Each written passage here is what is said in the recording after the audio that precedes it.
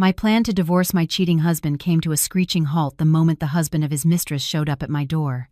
He offered me $150 million with one bizarre condition: postpone the divorce for 3 months. What was the real plan behind this insane offer? Before the story begins, let me know in the comments where you're all tuning in from. Don't forget to like and subscribe so this channel can continue to grow and bring you even more compelling stories. The rain in New York this afternoon seemed to understand the state of my heart. It fell in a torrential downpour, creating a gray curtain that obscured the view of the Midtown Manhattan skyline. I stood motionless before the massive plate glass window of our 30th floor penthouse. I watched the streets below, already choked with rush hour traffic. The vehicle lights blurred on the wet asphalt, creating a bleak, abstract painting. Normally, at this hour, I'd be busy in the kitchen, preparing a special dinner for Mark, my husband. I always made sure everything was perfect, from the cleanliness of our home and the calming scent of aromatherapy to his favorite meal. I, Eleanor Vance, daughter of a respected family from the Upper East Side, had dedicated my entire life, my education, and my potential solely to being a devoted wife to Mark Peterson. But this evening was different. There was no aroma of cooking, no soft jazz music that I usually played. There was only the rumble of thunder, occasionally clashing with the painful thud of my own heart. In my hand, Mark's smartphone felt cold. The sleek device had been left on the nightstand when he rushed out this morning. I shouldn't have opened it. I should have trusted his cliché excuses about a sudden meeting or a business trip out of state. But the notification that popped up on the lock screen destroyed everything. "Chloe, hey babe, thanks for the transfer for my shopping spree earlier. You still coming to my place tonight? I miss you so much. Don't forget to tell that stupid wife of yours you're working late." The message was short, but its destructive power was greater than an atomic bomb to my 5-year marriage. Stupid wife. Those words echoed in my head, spinning like a broken record. So this was how they saw me. Mark, the man whose status I had elevated, whom my father had introduced to important business colleagues until he could become someone, apparently thought I was stupid. My hand trembled as I unlocked the phone screen. Coincidentally, I knew the password. Our anniversary. How ironic. Inside, I discovered another world Mark had hidden. Intimate photos of them in the Bahamas when Mark had claimed to be at a business conference. Vulgar texts that made my stomach churn. And the most painful part, proof of massive money transfers to this woman named Chloe. Meanwhile, just last week, Mark had told me his business needed a capital injection and asked me to cut back on spending.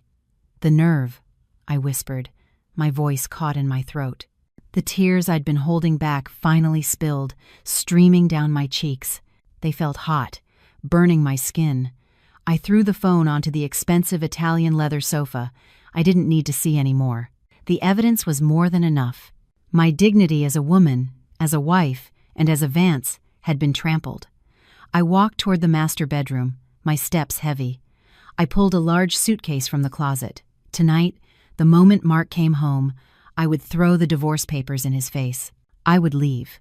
I didn't care if I had to return to my parents' home on the Upper East Side with the status of a divorcee. It was better to live simply than to live in a luxurious lie. However, my thoughts drifted to my parents' situation. My father's business had been in a steep decline. Our family's historic brownstone, my grandfather's legacy, was facing foreclosure. All this time, I had hoped Mark's success could help restore our family's fortunes, but it turned out he was squandering his money on that homewrecker. The sound of the apartment doorbell rang, shattering my thoughts. I flinched. Was Mark home early, realizing he'd forgotten his phone? Rage instantly flared in my chest. Good. The sooner he was back, the sooner I could throw him out of my life. With wide strides and ragged breaths, I walked to the front door. I didn't even bother to wipe the tear stains from my face. Let him see. Let him know how broken I was. I swung the door open forcefully. "You've got a lot of nerve showing your fa." My words died in my throat. The person standing at the door was not Mark. Before me stood a tall man, perhaps in his early 30s. He wore a suit that looked incredibly expensive, but it was now soaked through from the rain. Water dripped from the ends of his jet black hair onto the shoulders of his sharp suit. His face was handsome, with a strong jaw and a straight nose, but his expression was as cold as ice. His eyes bore into me, sharp as if they could scan my very soul in seconds. An aura of power emanated strongly from him, making me instinctively take a step back. Eleanor Vance. His voice was deep, resonant, and full of intimidation. It wasn't a question, but a statement. I swallowed hard, trying to gather what little courage I had left. Yes, that's me. Who are you? If you're looking for my husband, he's not home. The man didn't answer immediately. He just stared at me. Then his gaze dropped to my still trembling hands, then shifted back to my swollen eyes. The corner of his lip lifted slightly, forming a thin, cynical smile. I know your husband isn't home. He's currently at the Hermes boutique on Madison Avenue, buying a handbag for my wife, he said flatly. My heart stopped for a beat. What? I'm Julian Croft, he said succinctly, as if the name alone explained everything. And it did. Who didn't know Julian Croft, the owner of Croft Enterprises, the young magnate whose face frequently graced the covers of business magazines as one of the wealthiest men in America? He was the definition of old money, born rich, powerful, and intensely private. But wait, what had he just said? Your wife. Chloe, I murmured, realizing the horrifying connection. Chloe is your wife. Julian nodded slowly. He didn't look angry, nor did he look sad. His face was as blank as a concrete wall. May I come in? We have business to discuss. And this isn't a conversation to be had in a doorway. I hesitated for a moment. Letting a strange man into the apartment when my husband wasn't home was improper. But considering what I had just learned about Mark, those social norms felt irrelevant. Besides, this man was a victim too, just like me. Please, I said finally, opening the door wider. Julian stepped inside, his scent washed over me as he passed a mixture of rain, expensive tobacco, and a masculine, woody cologne. He didn't seem impressed by our apartment's interior, which I had once considered quite luxurious. For someone like Julian Croft, this place was probably no better than a storage unit. He stood in the middle of the living room, declining when I offered him a seat. His eyes swept across the room, then landed squarely on Mark's phone lying on the sofa. You know everything, don't you? He said without looking at me. I just found out, I answered bitterly. His phone was left behind. Julian turned to face me. A flash of lightning outside illuminated half his face, making him look even more mysterious. What's your plan now? Cry, rage, file for divorce? That's none of your business, I retorted sharply. But yes, I'm divorcing him tonight. I refuse to live with a traitor. Don't! Julian cut in quickly. I furrowed my brow, confused. Excuse me? Who are you to tell me what to do? Julian stepped closer to me. The distance between us was now only a few feet. I could see the raindrops still clinging to his eyelashes. Don't divorce him tonight. Don't cause a scene. Don't let him know that you know, he said, his tone one of absolute command. You're insane, I laughed, a hollow sound. Your wife and my husband are having an affair, destroying our marriages, and you're asking me to stay silent? I am not some foolish woman who will tolerate being cheated on. I'm not asking you to accept the affair, Julian said calmly, a stark contrast to my emotional outburst. I'm offering you a deal. What kind of deal? True revenge, Julian replied, his eyes glinting dangerously. A divorce will only set them free. Mark will be free to be with Chloe, and you'll be left with the status of a divorcee and a broken heart. Is that fair? I fell silent. His words struck a nerve deep inside me. Come with me now, Julian commanded. We'll talk somewhere more suitable. This place has too many traces of that bastard. I can't just leave with a stranger. Eleanor, he cut in, saying my name with a strange familiarity. Your family on the Upper East Side needs money, don't they? Your father has a $2 million debt due next month. If it's not paid, that brownstone will be seized. My blood ran cold. How could he know? My family's financial troubles were a closely guarded secret. How do you know that? I know everything, he answered arrogantly. Come with me, and I'll give you a solution you never imagined. Or stay here, divorce your husband, and watch your family crumble, piece by piece. The choice felt impossible. But looking into Julian's eyes, which were filled with conviction, A glimmer of hope sparked amidst my despair. I glanced at the open suitcase in the bedroom, then back at Julian. "Fine," I said softly. "I'll go." Julian didn't smile. He just gave a curt nod and turned toward the door, as if he knew from the start that I wouldn't be able to refuse him.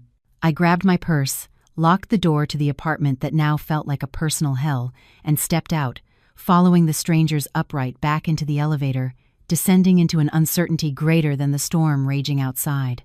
The drive from my apartment in Tribeca to the financial district was eerily silent. I sat in the passenger seat of Julian's luxurious black sedan. The car's interior smelled of expensive leather and was completely soundproof, muffling the cacophony of horns and the relentless drumming of New York's rain outside. His private driver navigated the potholed streets with such smoothness it felt like we were floating. Julian sat beside me, engrossed in a tablet. The screen's light reflected on his serious face. He hadn't uttered a single word since we left the apartment lobby. His silence made me increasingly anxious. What was I doing, following a strange man in the middle of the night? But every time I wanted to protest, the image of the texts on Mark's phone and my father's weary face, burdened by debt, haunted me. The car turned into the entrance of one of the tallest skyscrapers in the area. A valet opened the door respectfully, greeting Julian as Mr. Croft. We were escorted to a private elevator that shot us straight to the top floor. My ears popped slightly from the change in air pressure. The elevator doors opened to reveal an exclusive, ultra-private lounge. The room was dimly lit, illuminated only by the soft glow of crystal chandeliers and the city lights of New York filtering through the surrounding glass walls. The atmosphere here was a stark contrast to the chaos in my heart, calm, cold, and sophisticated. Julian led me to a private room in the corner. Its walls were made of thick glass, offering a panoramic view of the city's lights, which looked like rivers of gold flowing below. The rain streaking down the glass added a melancholic touch. "Sit," Julian gestured to a plush velvet sofa in a deep maroon color across from him. I sat down stiffly, clutching my handbag. A waiter appeared, brought 2 drinks, and then left silently, leaving us alone in the tense silence. The room's air conditioning felt piercingly cold. Or maybe it was just me, trembling with fear. Julian took a small sip of his drink and placed the glass on the black marble table that separated us. He looked at me directly, his gaze sharp and intimidating. "Let's get straight to the point," he said, his baritone calm. He reached into his inner suit pocket, pulling out a checkbook and a gold pen. He wrote something quickly, tore out the check, and placed it in front of me. "Take it," he commanded. I looked at the piece of paper hesitantly. Slowly, I reached out and picked it up. My eyes widened as I saw the string of zeros. I had to count them twice to make sure I wasn't mistaken. $150 million. My hand trembled so violently that the check fell back onto the table. What is this for?" I asked, my voice choked. "That's your price. Or more accurately, the price of your time," Julian replied flatly, as if that amount of money was mere pocket change to him. "That money is enough to pay off all your family's debts, buy back any assets they've mortgaged, and secure a comfortable life for you and your parents for 7 generations. I swallowed, trying to process this insane situation. "What do you want from me? I'm not a prostitute." Julian let out a small laugh, but it didn't reach his eyes. "I have no interest in your body, Eleanor. What I need is your status as Mark Peterson's wife." He leaned back into the sofa, folding his arms across his chest. "As I said, Chloe is my wife. Our marriage is purely on paper, a business alliance between the Croft family and hers, who are also influential. But she violated our agreement by having a public affair and embarrassing my name, and your husband, that ambitious but reckless fool, is her partner. Then why don't you just divorce Chloe?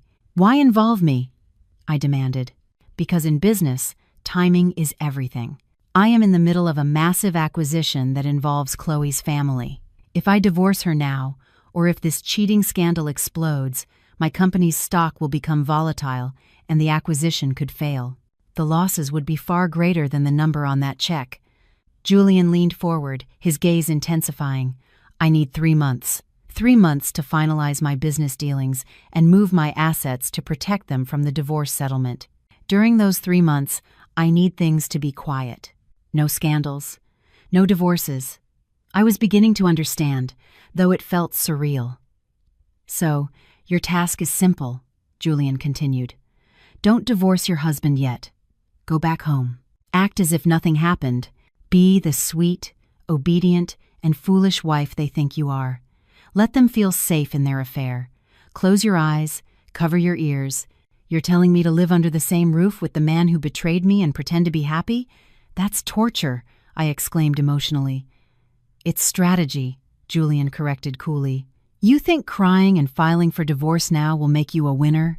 No. Mark will gladly divorce you.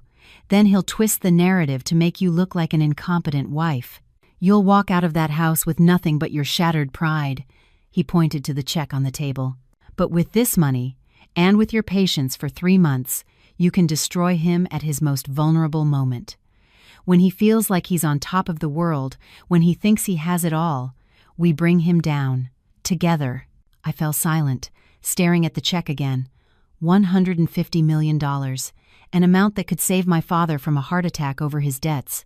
An amount that could restore the honor of the Vance family name. 3 months? I asked softly. 3 months. 90 days, Julian affirmed. After that, this money is entirely yours, and you are free to divorce him. I'll even help you hire the best lawyers to ensure Mark is left with nothing. My mind raced. My emotional side screamed in protest. I wanted to spit in Mark's face right now. But my rational side, the side of a businessman's daughter that I had suppressed for so long, began to see the logic in Julian's plan. This wasn't just about money, it was about taking control. If I divorced Mark now, he'd likely be happy to be with Chloe. But if I waited, if I let Julian orchestrate everything, Mark's downfall would be absolute. I looked at Julian, searching for any doubt in his eyes, but I found only cold, steely determination. This man was dangerous, very dangerous, and now he was inviting me to be his ally. How can I be sure this check will clear? I asked, trying to be realistic. You can cash it tomorrow morning. It's a cashier's check, he answered casually. Consider it a down payment. Trust is expensive, Eleanor, and I'm willing to pay a high price for it. I took a deep breath, filling my lungs with the cold air of the room. The image of Mark's fake smile, Chloe's text, and my father's aging face flashed before me. The pain in my chest slowly morphed into something else, something colder and harder, vengeance. With a now steady hand, I took the check and put it in my purse. I agree, I said firmly. 3 months, no less, no more. Julian smiled faintly. This time, it seemed a little more genuine. Or perhaps it was just the satisfaction of a successful negotiation. He raised his glass. To a deadly patience, he said. I didn't return his toast. I just looked at him sharply. Remember one thing, Mr. Croft. I'm doing this for my family, not because I'm afraid of you or my husband. So, don't you ever think about betraying me, either. I am a man of my word, Eleanor. You're safe with me, he replied. That night, on the top floor of a New York skyscraper, under a relentless downpour, I signed a contract with a devil in disguise. I sold my patience for $150 million and prepared to play the greatest role of my life. Mark Peterson, enjoy your final moments of happiness, because the real storm has just begun. The morning sun in New York shone brightly, as if mocking the remnants of the storm that had raged in my heart the night before. Its heat penetrated the windows of our master bedroom in Tribeca, creating a stuffiness that even the maxed-out air conditioner couldn't fully dispel. I sat on the edge of our king-sized bed, staring at my reflection in the vanity mirror. Dark circles under my eyes were faintly visible despite being covered with expensive concealer. This was day 1 of the 90 days of hell that Julian Croft had promised. The roar of a sports car engine echoed from the garage. It was Mark. My husband was home. My heart pounded, not from longing or love, but from a mixture of disgust and anger that I had to suppress with all my might. I took a deep breath, closed my eyes for a moment, and pictured Julian's cold face and the $150 million check now safely stored in my private bank vault. That was my mantra now. The bedroom door opened slowly. Mark walked in, his face haggard, wearing the same shirt from yesterday morning. The faint, cloying scent of an unfamiliar woman's cheap perfume wafted from him, mixed with the smell of sweat and last night's alcohol. "Honey, you're awake?" he asked, his tone artificially cheerful. He approached, intending to kiss my cheek. On reflex, I tilted my head slightly, pretending to adjust my earrings, so his lips only brushed my hair. "Hi, Mark. You're home late.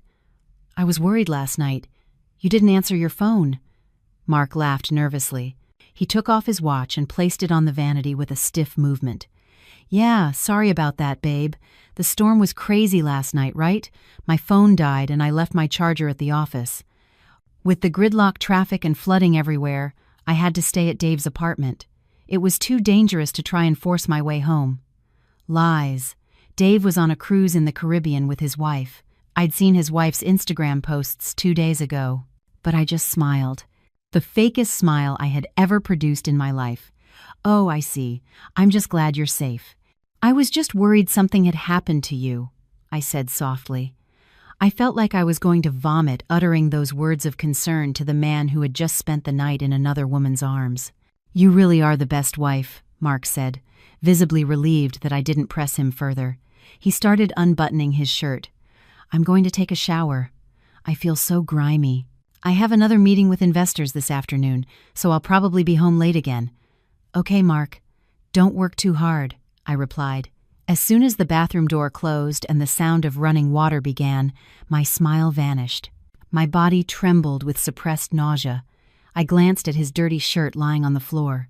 There was a faint pink lipstick stain on the collar, the same shade Chloe often wore in her Instagram photos. I immediately grabbed my secret phone, a new one Julian had given me last night, along with a prepaid SIM card not registered in my name. I typed a short message. "Target just got home. Alibi is staying at a friend's place due to the storm. We'll be going out again this afternoon." A reply from Julian came in seconds. Short, concise, emotionless.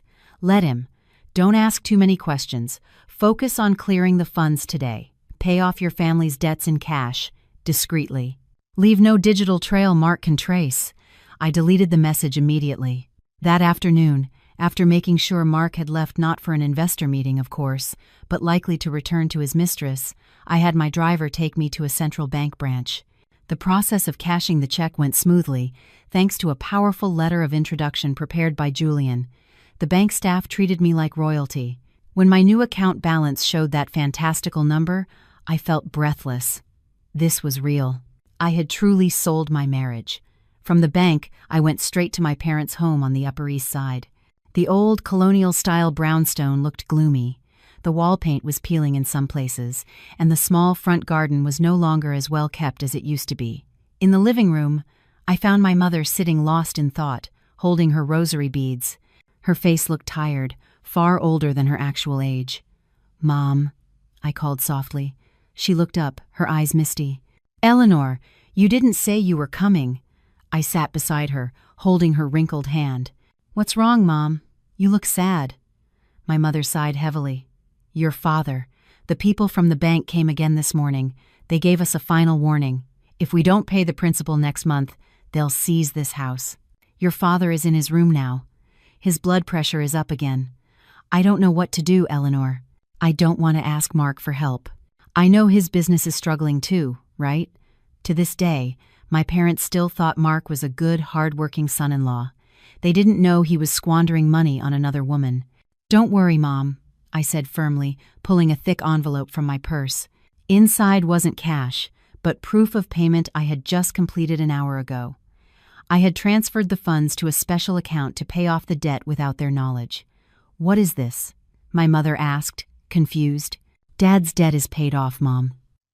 "The house is safe," I whispered. My mother stared at the paper, then at me with wide eyes. "Eleanor, where did you get this much money? Was it Mark?" "No, Mom," I cut in quickly. "I didn't want Mark getting credit for this. It's my own savings. An old investment that just matured. Please don't ask for details. The important thing is that you and Dad can rest easy now. And one more thing, please don't tell Mark about this. Let it be our secret. I want to surprise Mark with it when the time is right." My mother burst into tears and hugged me tightly. "Thank you, my child. Thank you. You're our family's savior." My mother's embrace gave me strength. The guilt from accepting Julian's offer eased slightly. At least this dirty money from selling out my husband could save my parents. That night, the charade continued. Mark came home early, carrying a bouquet of roses that I suspected he bought from a street vendor, as they were already wilting. He seemed restless, constantly checking his phone. We ate dinner in an awkward silence, punctuated only by the clinking of our silverware. "Mark," I said, breaking the silence.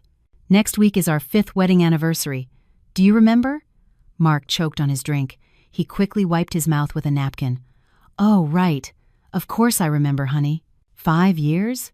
Wow, time flies. I was thinking, what if we have a small celebration? Just invite a few close friends," I probed, wanting to see his reaction. Mark's face turned pale. Let's not do that just yet. Business is really hectic right now, honey. I'd feel bad partying when I have so much work. Let's just have a quiet dinner, the two of us. Romantic, right? I knew the real reason. He was afraid Chloe would be angry if she saw posts about our party. Or maybe he already had plans with Chloe for that day. "Oh, okay. If that's what you want, I'll go along with it," I replied with a painfully obedient smile. Suddenly, Mark's phone vibrated on the table. The screen lit up, showing the name Johnson Logistics. But I caught a glimpse of the message before the screen went dark. "Babe, are we still on for checking into our usual hotel tomorrow? I already told my husband I'm going to Boston." My blood boiled. Johnson Logistics. How creative. Mark quickly snatched his phone. "Ugh, another issue with the warehouse. Honey, I need to take this in my study." He left without waiting for my response. I sat alone at the large, cold dining table, staring at the untouched food. My eyes fixed on my husband's retreating back. "Enjoy your lies while you can, Mark, because with every passing second, I'm sharpening the knife Julian gave me to cut your happiness to shreds." 1 month had passed. My life was split into 2 starkly contrasting worlds. By day, I was Eleanor, the dutiful wife who spent her time at home or shopping for groceries. But in between, I entered the world of Julian Croft. Today, Julian had arranged our meeting at a contemporary art gallery in Chelsea. The gallery was owned by one of his cousins and had been closed to the public for the day under the guise of a private curation. It was the perfect venue, quiet, artistic, and far from the prying eyes of Mark or Chloe, who preferred to spend their time at malls or nightclubs. I arrived wearing a simple navy sheath dress and large sunglasses. Julian was already waiting in front of a giant abstract painting dominated by blood-red colors. He stood tall with both hands in the pockets of his gray slacks, looking like a work of art himself, beautiful but untouchable. "You're 5 minutes late," he greeted without turning as he heard the click of my heels. "The traffic on the FDR was insane," I said defensively, standing beside him. "There was a protest. A queen should be able to predict the chaos in her kingdom," he quipped, though his tone wasn't as sharp as our first meeting. He turned to me, his eyes scanning my appearance from head to toe. "You look more alive. Seems $150 million is an effective cure for a dull complexion." "Don't mock me, Julian.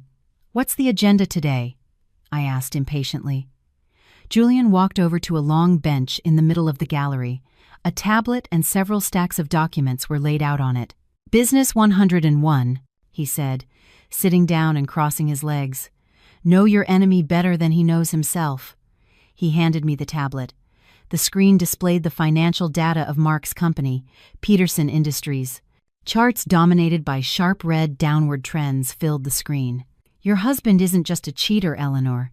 He's also a terrible businessman," Julian stated coldly. "Look at this. He forged financial reports to secure bank loans to fund his and Chloe's lifestyle. He's using company assets as personal collateral. Legally, this is embezzlement." My eyes widened as I read the figures. He used the office building and your Tribeca apartment as collateral," Julian added casually. I gasped. "That apartment is in my name. It was an inheritance from my grandmother. He forged your signature 3 months ago. The notary was bribed. Chloe found the notary for him, Julian revealed. That fact hit me like a sledgehammer. Mark was a true bastard. He hadn't just betrayed me emotionally, he was actively planning to rob me blind. My hands clenched into fists so tight my knuckles turned white. I'm going to have him arrested. Patience. Julian gently took my hand. The cool touch of his skin surprisingly calmed my explosive anger. If you go to the police now, the process will be long, and Mark could find a way out. We'll use a more elegant method, which is acquisition, Julian replied, his eyes turning predatory. I've been quietly buying up Mark's bank debts through a shell company. In 2 more months, I will be his single largest creditor. When that happens, I'll have the full right to seize all his assets, including the company he's so proud of. And you, Julian looked at me intently, will be the one to press the execution button. A sense of admiration crept into my heart as I witnessed the workings of Julian's mind. He didn't play with emotions. He played the system. He destroyed his opponents without getting his own hands dirty. A stark contrast to the impulsive and emotional Mark. Julian was the calm water that could sweep everything away. I have to go to Napa Valley next week, Julian said suddenly, changing the subject. There's a private resort there I'm considering buying. I need a second opinion on the interior design from a woman's perspective. What does that have to do with me? You're coming with me, he commanded. Consider it a field trip. I'll teach you how to manage real estate assets, so when you reclaim your family's properties, you won't be as foolish as your husband. I can't just go to Napa. Mark will be suspicious, I protested. Next week, Mark will be busy with Chloe, who claims to have a brand endorsement photo shoot in Miami. He'll tell you he has an urgent business trip to Chicago. So you'll have free time, Julian cut in. He really did know everything. Just tell him you're going to a friend's villa in the Hamptons to clear your head or something. He won't care, Eleanor. He'll be glad you're not home, so he can video call Chloe without fear of being caught. Julian's words were harsh, but true. Finally, I nodded. A week later, I landed in Napa. Not as a tourist, but as the secret apprentice of the country's most influential tycoon. A private car took us to a hidden, super luxurious resort perched on a cliff. The place was so private it felt like the outside world didn't exist. During our 2 days there, I saw a different side of Julian Croft.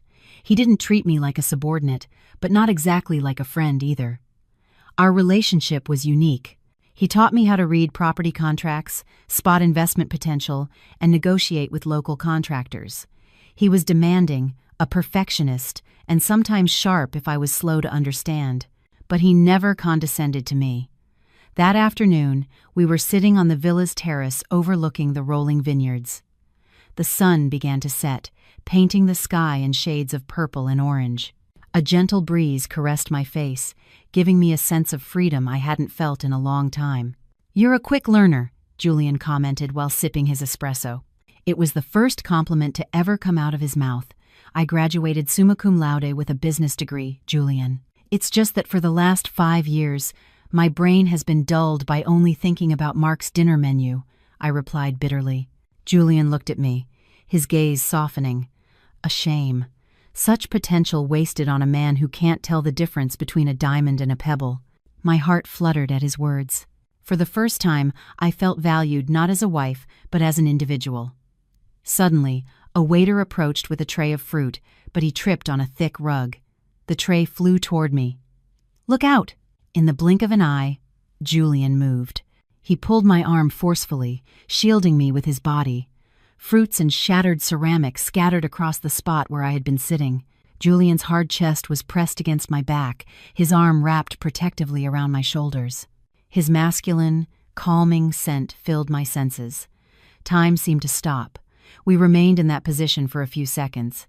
I could feel his steady heartbeat against my back, a contrast to my own heart, which was racing wildly. "Are you all right?" he whispered in my ear. His voice was low and husky, sending shivers down my spine.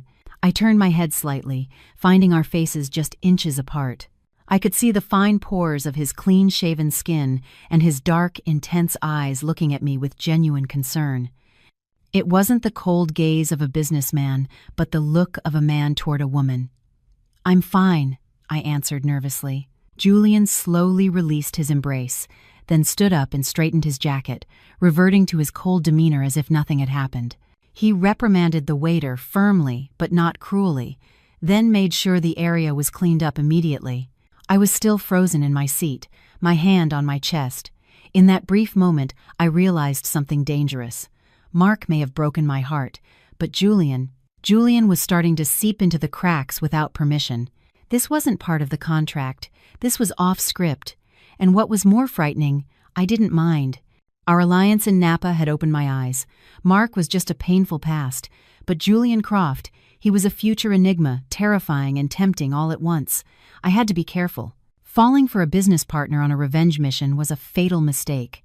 But as I watched Julian's strong back as he stood at the edge of the cliff overlooking the valley, I knew my heart was starting to betray my logic. The gala was held in the grand ballroom of a 5-star hotel overlooking Central Park. A gigantic crystal chandelier hung majestically from the ceiling, casting a golden glow across the room, filled with the city's elite. Women in couture gowns worth as much as family cars laughed delicately while showing off their diamond jewelry, while men in slick suits discussed stocks and politics, holding champagne flutes.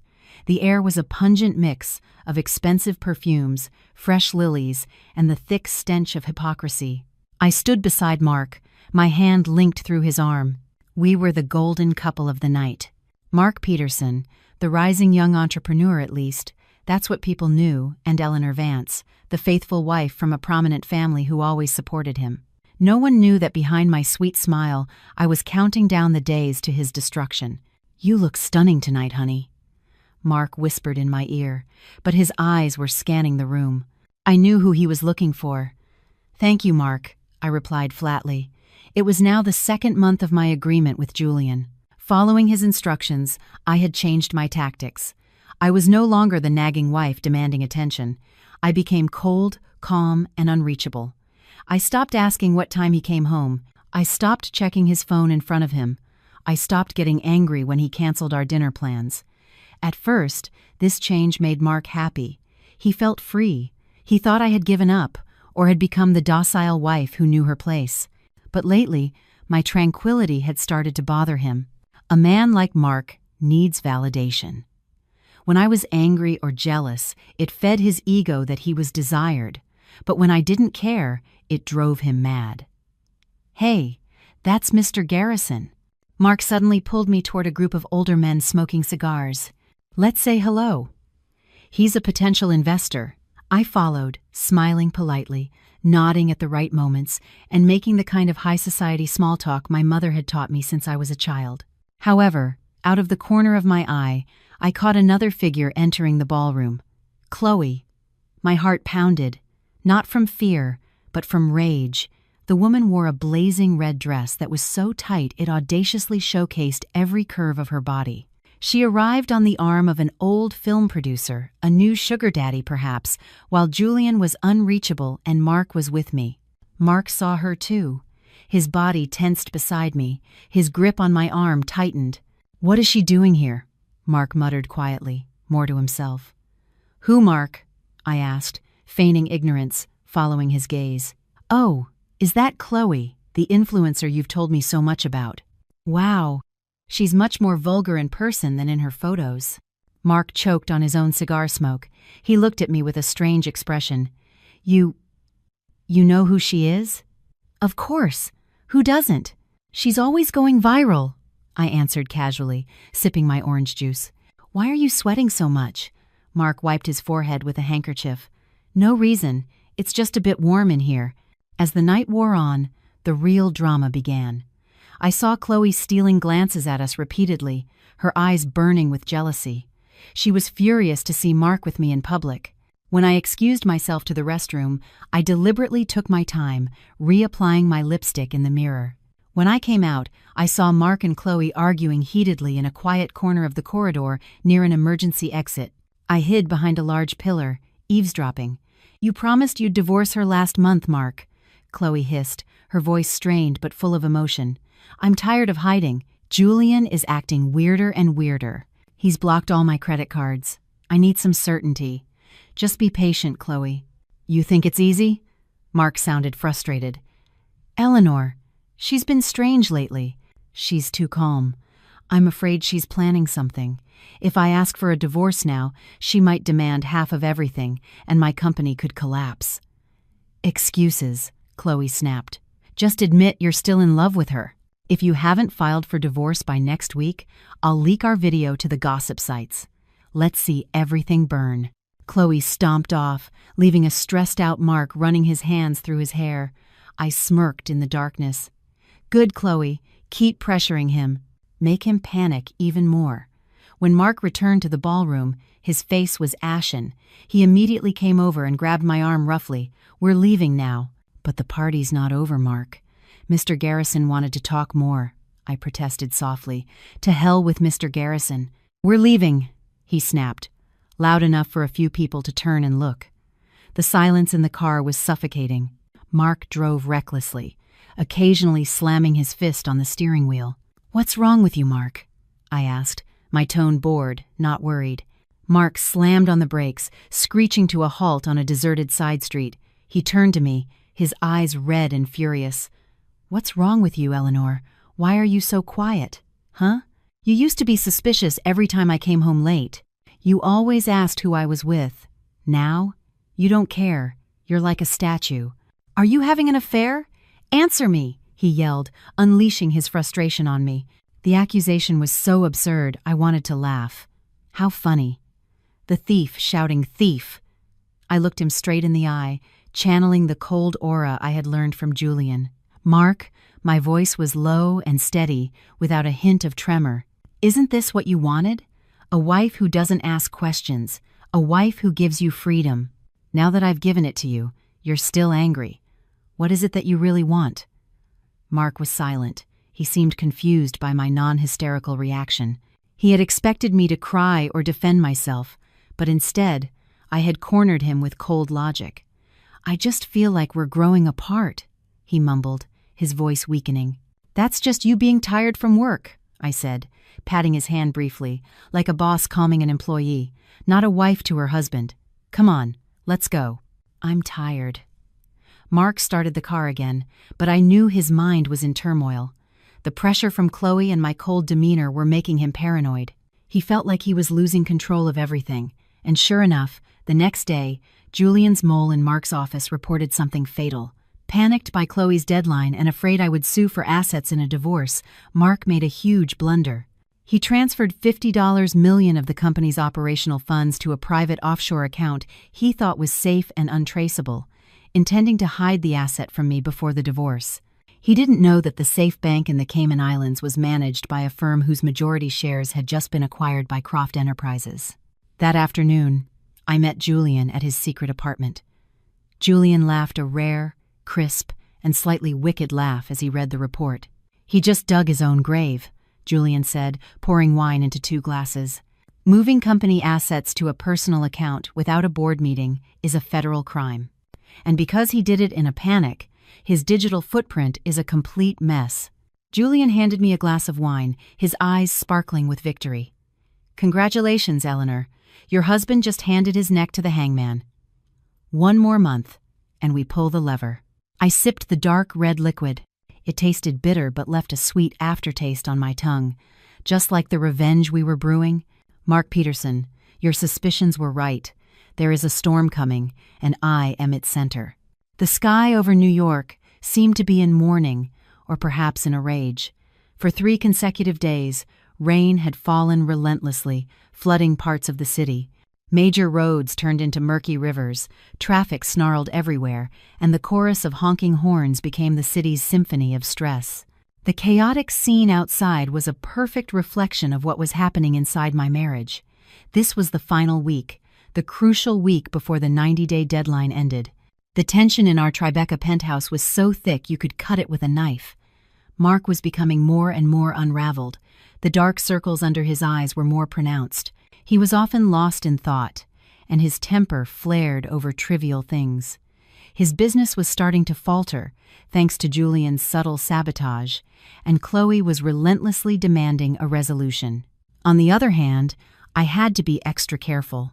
One small mistake at this final stage could ruin the entire meticulously crafted plan. That night, the rain was torrential, accompanied by strong winds. The power in our building went out completely after a transformer was struck by lightning. The large apartment was plunged into darkness, illuminated only by the gloomy flicker of candles. I sat in the living room, pretending to read a magazine by candlelight. Mark paced the room like a caged animal. His phone was glued to his ear as he yelled at his subordinates about a shipment stuck in the flood. "I don't care, find another truck. If that shipment doesn't arrive tomorrow, we lose millions," he barked, then slammed his phone onto the sofa. He turned to me, breathing heavily. "Can you stop reading that trashy magazine? Your husband is losing his mind, and you're just relaxing." "And what am I supposed to do, Mark? Yell along with you?" I replied calmly, not looking up from the page. "Ugh!" Mark ran his hands through his hair in frustration. Suddenly, the sound of a phone vibrating filled the air. It wasn't Mark's phone, nor was it my primary phone, which was on the table. My blood froze. It was my secret phone, the one from Julian, which I had hidden between the sofa cushions. I had forgotten to silence it. "Stupid! Eleanor, you're so stupid." The vibration sounded incredibly loud in the dead silence of the powerless apartment. Bzz, bzz. Mark fell silent. He turned toward the sofa where I was sitting. "What was that sound?" "I didn't hear anything," I answered quickly. My heart felt like it was about to burst from my chest. "Maybe it's the building. That was a phone vibrating, Eleanor. I'm not an idiot." Mark strode toward me, his eyes filled with suspicion. "Your phone is on the table. My phone is here. Whose phone is that?" He started tossing the sofa cushions aside violently. "Mark, stop it. Don't look for trouble." I tried to stop him, but Mark shoved my hand away. "Get out of my way." He lifted the last cushion, and there it lay, the slim black device. Its screen lit up in the darkness, displaying a new message notification. "Julian, final briefing, tomorrow at 10 a.m. Don't be late." The name was displayed clearly. Julian. My world felt like it was collapsing around me. Mark snatched the phone, his hands shaking. His expression shifted from confusion to a terrifying fury. "Julian? Who the hell is Julian?" he screamed in my face. "So this is why you've been so quiet. You're cheating on me? You have a lover?" He grabbed my shoulders, shaking me violently. "Answer me. Who is this bastard? You've been playing me all this time, haven't you?" Fear seized me. A cornered Mark was capable of anything, but at the same time, my disgust peaked. He was accusing me of cheating when he was the ultimate traitor. "Let go of me, Mark. You're hurting me," I yelled, trying to break free. "I'm not letting you go until you confess. Unlock it. I want to see what's inside." He shoved the phone in my face, trying to force me to unlock it. Suddenly, the front door was kicked open with a tremendous crash. Crack! The sound of splintering wood thundered through the room, louder than the lightning outside. We both flinched and turned. Standing in the doorway was a tall, imposing figure, soaking wet, flanked by two burly bodyguards. A flash of lightning from outside silhouetted him, making him look like the angel of death. It was Julian. How could he be here? Had he bugged me and known I was in danger? "Take your hands off her, Peterson." Julian's voice was low but boomed through the room, filled with a deadly authority. Mark gawked, his grip on my shoulders loosening. He looked at Julian, then at me, then back at Julian. You're Julian Croft, from Croft Enterprises." Mark clearly recognized the face of the tycoon he often admired in magazines. The confusion on his face deepened. "What's your business in my home? Why are you sending messages to my wife?" Julian strode in casually, as if he owned the place. His two bodyguards swiftly and efficiently separated Mark from me. Mark was pushed down onto the opposite sofa while Julian stood before me, his sharp eyes scrutinizing me. "You were careless, Eleanor," he whispered, low enough for only me to hear. "Good thing I was tracking your GPS and saw your heart rate spike on the smartwatch I gave you. I knew something was wrong." He then turned to face the still shocked Mark. "Your wife isn't cheating on you, Mark. She works for me," Julian lied, but it sounded utterly convincing. "Works?" Mark gaped. "Doing what at this time of night?" "Acquisition consultant," Julian said dismissively, his tone leaving no room for argument. And about that message, we were discussing a business strategy that involves your company. Your wife is trying to save your failing business, and you repay her with accusations." Mark was silent, his slow brain trying to process the information. His fear of Julian Croft was overriding his jealousy. "Save my company? What do you mean?" Julian smirked, a terrifying smile. "Your company is on the brink of collapse, Peterson. Debts everywhere, cash flow is a disaster. Eleanor begged me to inject some funds. She was willing to work overtime as a go-between for her ungrateful husband." Julian twisted the facts so brilliantly I almost believed him myself. He made Mark feel guilty and small. I didn't know," Mark stammered. He looked at me with guilt in his eyes. "Eleanor, is this true?" Having been trained in this charade for 2 months, I immediately caught Julian's cue. I put on a sad, disappointed expression. "You really thought I could betray you, Mark? I've been so quiet because I was sick with worry, trying to figure out how to help you. I asked Mr. Croft for help secretly so your pride wouldn't be hurt." Mark hung his head, his face flushed with shame. "I'm so sorry, honey. I lost my temper. I've been under so much stress." Julian looked at Mark with disgust. "You don't deserve her. But because Eleanor pleaded, I'll give you a chance. Come to my office tomorrow. We'll discuss the capital injection. Bring all of your company's legal documents." Mark's eyes lit up. He saw this as his salvation. He had no idea he had just been invited to his own execution. "Yes, sir. Thank you so much, Mr. Croft. I'll definitely be there. And one more thing." Julian stepped toward Mark, patting his shoulder gently but with a firm pressure. "Never raise your voice at Eleanor again. If I hear that you've been rough with her, the deal is off." "Yes, sir. I promise." Mark nodded obediently, like a dog being scolded by its master. Julian gave me a look. His eyes said, "Hold on just a little longer. Tomorrow, we finish him." That night, after the power was restored and Julian left, Mark was incredibly sweet to me. He massaged my feet, apologized profusely, and praised me as the best wife in the world. I just smiled faintly, feeling a rising tide of revulsion. He didn't know that tomorrow, at the shareholders' meeting, the person he would meet was not a savior, but an executioner. In the bathroom, I stared at my reflection. My eyes were cold, my face hard. The old Eleanor, the gentle, naive one, was dead. All that was left was a woman ready to watch her husband's world burn to ashes. 3 months were over. It was time to collect. The day of reckoning had finally arrived. The sky over New York, which had been gray for days, was now clear and bright, as if the universe itself approved of what was about to happen. I stood before a large mirror in the hotel suite where the annual shareholders' meeting for Peterson Industries was to be held. Mark had insisted we stay at the hotel the night before so he could be fully prepared. I knew he was just trying to avoid any chance of being late due to his overwhelming nervousness. I wore a black, knee-length sheath dress that hugged my body perfectly. Its cut was simple yet elegant, a design from a local couturier whose price could feed a family for a month. Around my neck was a diamond necklace, not a gift from Mark, but one from Julian, delivered this morning with a small card that read, "To celebrate your freedom." Mark entered the room in his finest suit. His face was tense, but there was a glint of arrogance in his eyes. He felt he was on top of the world. He believed that today, Julian Croft would arrive as a savior, injecting fresh capital, saving his company from bankruptcy, and making him look brilliant in front of the shareholders who had begun to doubt his leadership. "Are you ready, honey?" he asked, adjusting his tie in the mirror next to me. He smiled, a smile I was about to wipe off his face forever.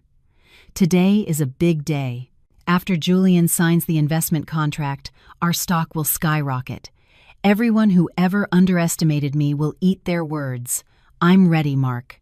Perfectly ready, I answered calmly, applying a final coat of dark red lipstick. The color of courage, the color of blood. We walked toward the grand ballroom. The plush hotel corridor carpet muffled our footsteps. Mark held my hand tightly, as if I were his trophy. He didn't know that this trophy was actually a ticking time bomb. Inside the ballroom, the atmosphere was already tense. Dozens of shareholders, board members, and a few business associates were seated at neatly arranged round tables. The air conditioning was on full blast, but I could smell the cold sweat and anxiety in the air. Rumors of the company's dire financial state had spread, and today they demanded answers. Mark took the podium with a forced confidence. The spotlight was on him. He began his speech, presenting growth charts that I knew were mostly manipulated data. "Ladies and gentlemen," Mark's voice echoed through the speakers, "I know there have been rumors, but I assure you, Peterson Industries is entering a new golden era. Today, I will announce a strategic partnership with a major investor who will take us to the international stage." Murmurs spread through the audience. Some were skeptical, others hopeful. "Who is the investor, Mr. Peterson? Don't just give us empty promises," shouted a vocal minority shareholder. Mark smiled broadly. "Patience. He is on his way. He is a man you all hold in the highest regard." Just as Mark finished his sentence, the grand double doors of the ballroom swung open slowly. Every head turned. The room fell silent. Julian Croft strode in. The man's presence was overwhelming. He didn't walk. He commanded the space. Following him were 6 lawyers and assistants carrying thick stacks of documents. Julian wore a custom-tailored navy suit that fit his powerful frame perfectly. His face was blank, cold, and intimidating. There was no friendly smile. Mark descended from the podium to greet him with an outstretched hand, like an old friend. "Welcome, Mr. Croft. It's an honor to have you here." Julian did not take Mark's hand. He glanced at it dismissively, then walked right past him toward the podium. Mark froze, his hand hanging in the air. His smile began to fade, replaced by confusion. Julian stood at the podium, taking the microphone. He surveyed the entire room with the eyes of a hawk. "Good morning." His deep, authoritative voice mesmerized the room into silence. "I am Julian Croft, and I am not here as a strategic partner or an investor." My heart pounded. This was it. I sat up straight in my front row seat, holding my breath. "As of 8 a.m. this morning," Julian continued, signaling an assistant to distribute documents to the board members, "Croft Enterprises has officially acquired 85% of Peterson Industries' outstanding debt from its 3 primary lenders. As per the credit agreement clauses signed by Mr. Mark Peterson, the payment defaults over the last 6 months grant the primary creditor the right to convert that debt into equity." An uproar began. Mark's face turned ghost white. "Wait, Mr.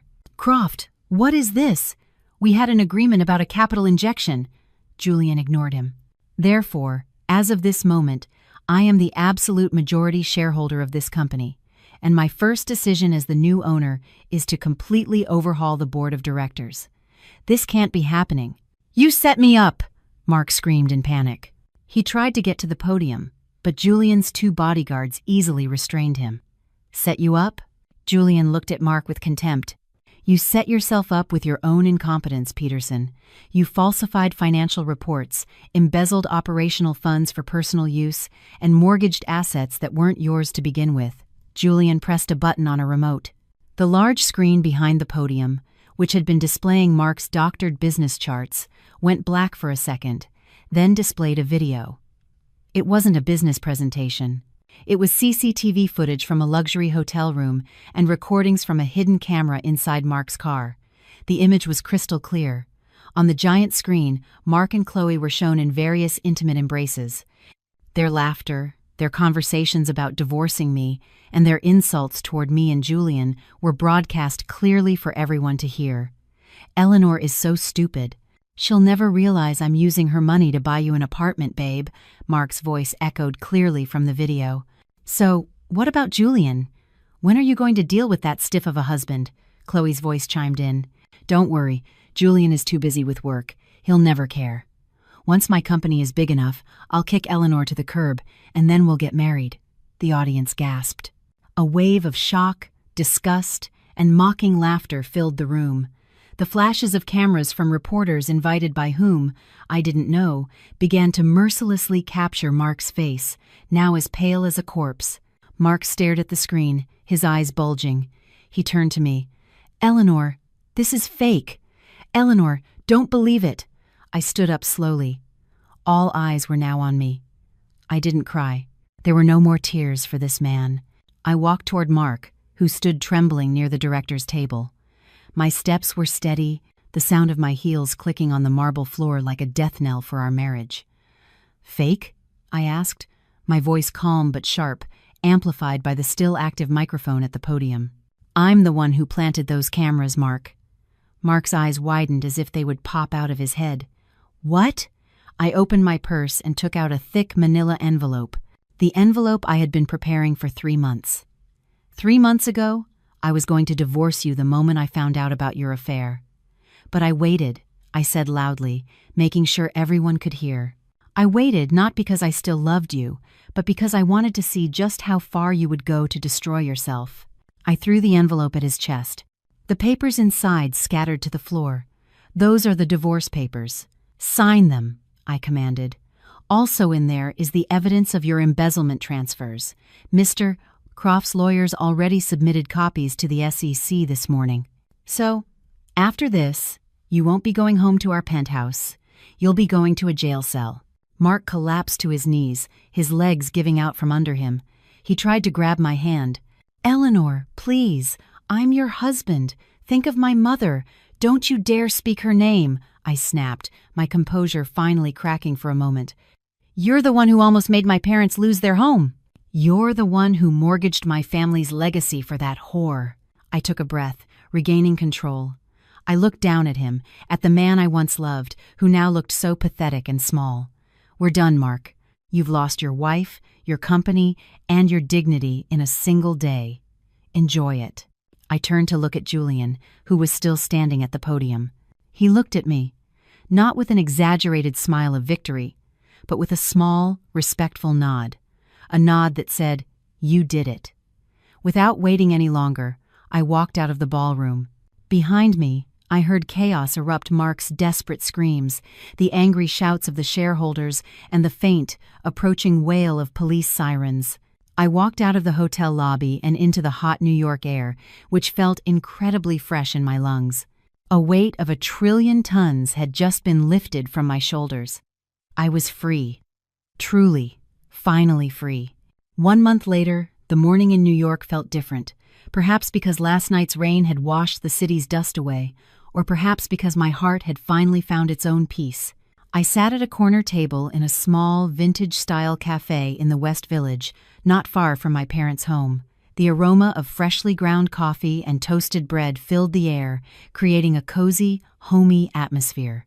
In my hands was the morning paper. The headline on the business page was still about the massive Peterson Industries scandal.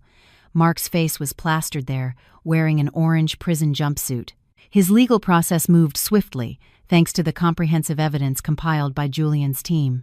Mark was charged with multiple felonies: corporate embezzlement, fraud, and document forgery. Chloe's fate was no less tragic. Without financial support from Mark, and with her status as Julian's wife revoked, Julian had divorced her and sued for damages for violating their prenuptial agreement. Chloe was completely broke. Her social media accounts, once adored, were now flooded with hate from netizens. The last I heard, she was being hounded by debt collectors for a hedonistic lifestyle she could no longer afford. I closed the newspaper and set it on the table. I felt no pity, but also no more burning hatred. All that remained was an immense sense of relief. It was all over.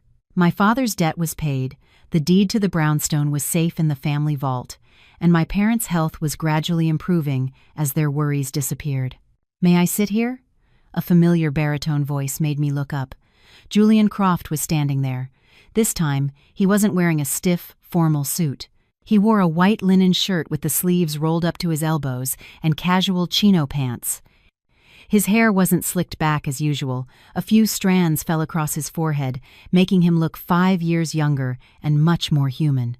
"Mr. Croft," I greeted with a faint smile. "Or should I call you my savior?" Julian chuckled softly, pulling out the chair opposite me and sitting down. "Just Julian. Our business contract is over, isn't it? No need for formalities." The waitress came and brought Julian his order. A black coffee, no sugar. Of course. "How are you?" he asked after taking a sip, his eyes fixed on me. The intensity of his gaze hadn't diminished since our first meeting in the rain. "Better than I've been in the last 10 years, I answered honestly. "It feels like I can breathe again." "Thank you, Julian. Without you, I would have been destroyed." "You saved yourself, Eleanor," Julian corrected gently. "I just provided the tools. You were the one with the courage to use them. Not many women could withstand the mental pressure you did for 90 days. I stirred my cappuccino, watching the swirl of foam on top. "So, what brings you to a small cafe in the West Village? A man like Julian Croft surely doesn't have the spare time for a casual coffee." Julian leaned back in his chair, gazing out at the tree-lined street. "Actually, I'm looking for a new partner." "Another business partner?" My eyebrows rose. "I'm sorry, I've retired from the world of corporate intrigue. Not for business." Julian looked back at me.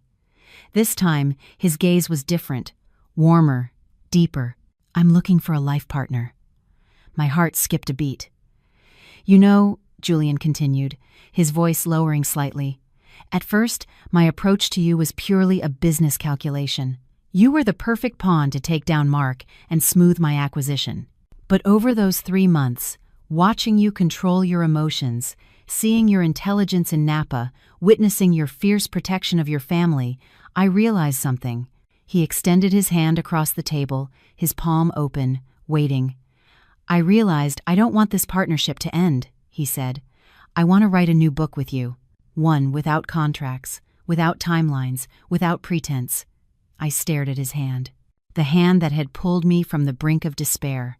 The hand that was cold to the touch, but had given me a sense of security I had never felt before.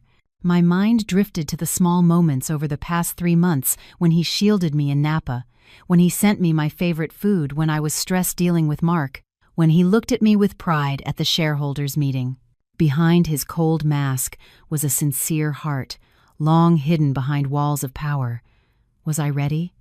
The trauma of my marriage to Mark was still fresh, but looking at Julian, I didn't see Mark. I saw a man who respected me as an equal, who saw my potential, and who waited patiently for my storm to pass. "That's an interesting offer," I said slowly, trying to hide the smile that was beginning to form on my lips. "But I have a condition." "Name it," Julian replied quickly. "Anything. Stocks, assets, a private island." I laughed softly. "No, the condition is, this time, no more secrets, no more scripts. We take it slow. I need time to fully heal my old wounds." Julian smiled, a genuine smile that reached his eyes, making his face incredibly handsome in the morning light. "I have all the time in the world, Eleanor. I'm a patient businessman. Remember, I waited 3 months just to take down an enemy. I can wait much longer to win the heart of the woman I love." The word love hung in the air, sweet and promising. Slowly, I reached out my hand and placed it in his. He clasped it tightly, warm and strong. "All right, Mr. Partner," I teased. "Let's work on the first draft of this new chapter." Julian laughed and raised his coffee cup. "To new beginnings." "To new beginnings," I echoed, clinking my cup against his. Outside, the sun shone brighter, filtering through the leaves of the trees, creating beautiful patterns of light on our table. New York was still bustling with all its drama, but in this small corner of the West Village, I had found my peace. My story of revenge was over, sealed shut behind the prison doors that held Mark, and now my story of happiness was just beginning.